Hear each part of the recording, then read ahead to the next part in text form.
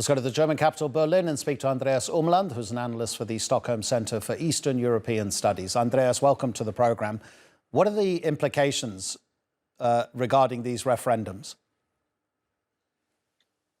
Well, the referendums are obviously a response by these pseudo-authorities in the Donbas to the recent offensive by Ukraine in the Kharkiv region.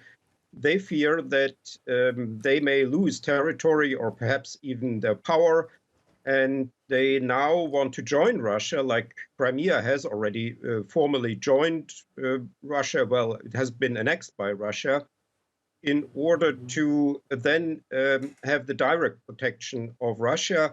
And the most important aspect of this direct protection is the nuclear doctrine that Russia has, which says that Russia can deploy nuclear weapons when its state territory is attacked. And if these so-called People's Republics become state territory of Russia, then this nuclear doctrine would also apply to them. Just had in the past few minutes some Western reaction. Jens Stoltenberg, the chief of NATO, of course, slamming the Russian votes in Ukraine, as the AFP news agency puts it, the referendums. Jens Stoltenberg saying it's a further escalation of the war. The White House has just announced as a sham these Russian-planned referendums, saying that it will never recognize Russia's annexations of Ukrainian territory. And the White House also saying that these referendums will not give Russia additional authority at the negotiating table. I mean, that remains to be seen. But do you not think that if these three regions, Luhansk, Donetsk and Kherson, decide that they want to be part of the Russian Federation, that almost signals the beginning of the end of Ukraine as we know it today? Because whatever happens in the future, there'll have to be a negotiation from the side of Kiev to say to Moscow, we need to talk about these parts of the country that are our part of Ukraine.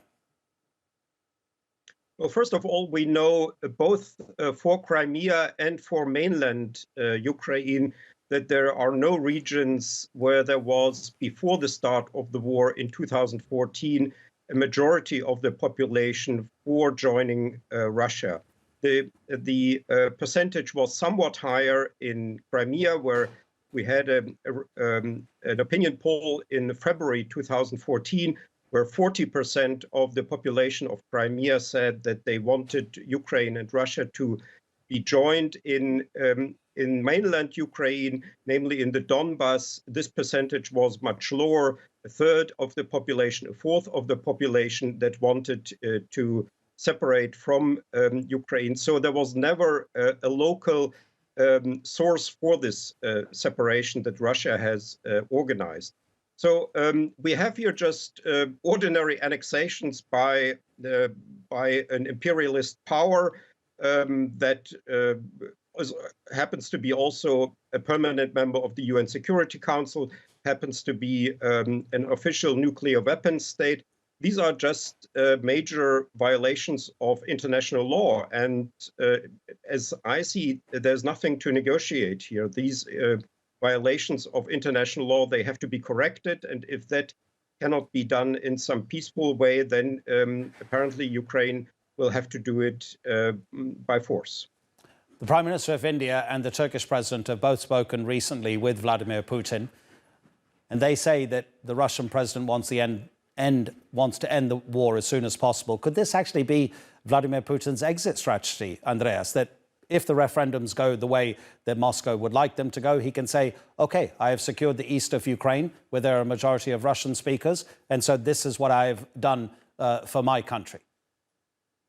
Well, these pseudo-referendums, they are certainly going to go the way that Putin wants them to go. Like inside Russia, the elections also go the way Putin wants them to go, and we know who's the winner in advance. We know who will will be here the result in advance. We knew that in Crimea in spring 2014 and in the Donbas in 2014.